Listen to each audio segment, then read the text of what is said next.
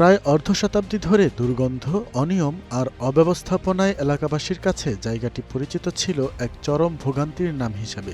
অবশেষে সেই ভোগান্তির অবসান ঘটাতে কার্যকর পদক্ষেপে নেমেছে রংপুর মিঠাপুকুর উপজেলা প্রশাসন। ময়লার ভাগাড় পরিষ্কার করে সেখানে তৈরি হচ্ছে ছিন্নমূল ও অসহায় ব্যবসায়ীদের কর্মসংস্থানের নতুন ক্ষেত্র। স্থানীয়দের মতে জনস্বার্থে নেওয়া এমন পদক্ষেপ শুধু এলাকার সার্বিক পরিবেশেরই উন্নতি ঘটাবে না, বরং সুবিধাবঞ্চিত মানুষদের আত্মনির্ভরশীল হওয়ার সুযোগ করে দিবে। এখানে আমরা যারা ব্যবসা করতেছি প্রায় 26-27 জন একটা তালিকা হয়েছে। তা আমরা ব্যবসা যারা করতেছি প্রায় অধিকাংশই আর কি বাড়ি ভিটা নাই, অনেকের আবার আবাদি জমি নাই, খুব হতদরিদ্র। আমরা কোনো রকম পলিথিন টিন শেড দিয়ে ব্যবসা করছিলাম। যে ভাই আপনাদের মিঠাপুকুর, এটা উপজেলাটা আপনাদের, তো আপনারা যে মানে উপজেলার বাইরে যে পরিত্যক্ত অবস্থায় আছেন, যে নোংরা আবর্জনা, তো এগুলো যদি আমি সরিয়ে ফেলে আপনাদেরকে একেবারে বসার পর উপযোগী করে দিই, তাতে কেমন হয়?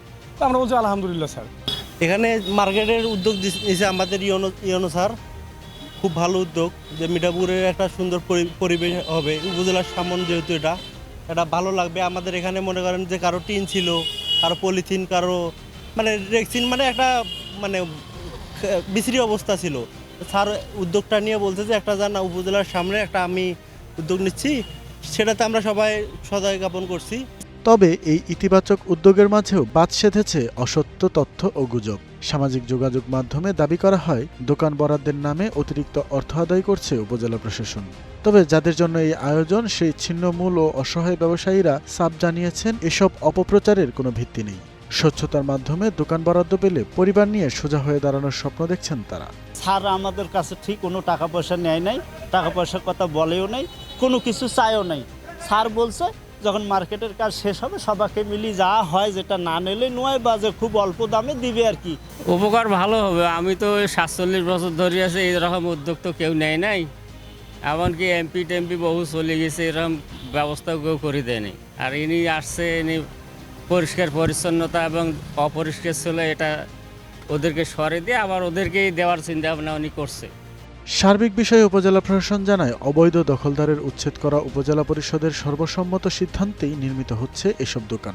জায়গাটা এতদিন পর্যন্ত বেদখল হয়েছে এবং মানুষ যে যার যার মতো করে ব্যবহার করত। উপজেলা পরিষদের সরকারি অফিসের পরিবেশের সাথে কোনোভাবে এটা যাচ্ছিল না। মানুষের দাবির প্রেক্ষিতেই আমরা যাতে এখানে একটা সুন্দর পরিবেশ বাস্তবায়ন করি, উপজেলা পরিষদের সার্বিক পরিবেশ আপনারা দেখতেছেন কত সুন্দর, সেটার সাথে যাতে অর্থাৎ এই ফার্স্ট ইমপ্রেশনটা মানুষের যাতে ভালো হয়, এই জন্য আমরা অবৈধ দখলদারদেরকে উচ্ছেদ করি। এবং এইখানে আমাদের উপজেলা পরিষদ মাসিক মিটিংয়ের একটা সমন্বয় সভায় উঠে যে জায়গাটা আমরা উচ্ছেদ করার পরে কী করব, সেখানে আমাদের মাননীয় সংসদ সদস্য, সমস্ত রাজনৈতিক নেতৃবৃন্দ, সমন্বয় সভার সকল সদস্য সার্বিকভাবে সবার সর্বসম্মতিক্রমে একটা সিদ্ধান্ত হয় যে এইখানে আমরা অস্থায়ী ভিত্তিতে ফুটপাত এবং ফুটপাতের পরে আরও কিছু স্পেস রেখে যাতে মানুষের চলাচলের সমস্যা না হয়, যাতে একটা অস্থায়ী মার্কেট করে দিতে পারি, কিছু মানুষের জীবিকার সংস্থান হবে এবং একই সাথে সুন্দর একটা পরিবেশ চলে আসবে। আর এর বাইরে এইখানে আর্থিক কোনো বিষয় নিয়ে এখন পর্যন্ত কারোর সাথে কোনো কথা হয়নি। আর্থিক বিষয়টা পরবর্তী মিটিংয়ে আমাদের অর্থাৎ নির্মাণ কাজ অনেকখানি এগিয়ে গেলে মিটিংয়ের সিদ্ধান্ত অনুযায়ী আমরা মানুষের সাথে কথা বলি। এইখানে যেহেতু আমরা আসলে দখল উচ্ছেদ করেছি, আপনারা জানেন যে দখল উচ্ছেদকে মানুষ কোনো সময় ভালোভাবে নেয় না। এই রকমের 2-1 মানুষ আছে, আর 2-1 হচ্ছে তারা আমার কাছে দোকান পাওয়ার নিশ্চয়তা চাচ্ছে, যেটা আমি দিতে পারি না, কারণ এটা একটা বড় বিষয় এবং পরিষদের সকলের সম্মতিক্রমে এখানে সিদ্ধান্ত হবে। আমি এককভাবে সিদ্ধান্ত দেওয়ার সুযোগ নেই। পরিবেশ সুরক্ষার পাশাপাশি অসহায়দের কর্মসংস্থান সৃষ্টির এই দৃষ্টান্তমূলক কাজ দ্রুত ও সুষ্ঠুভাবে শেষ করার দাবি এলাকাবাসীর।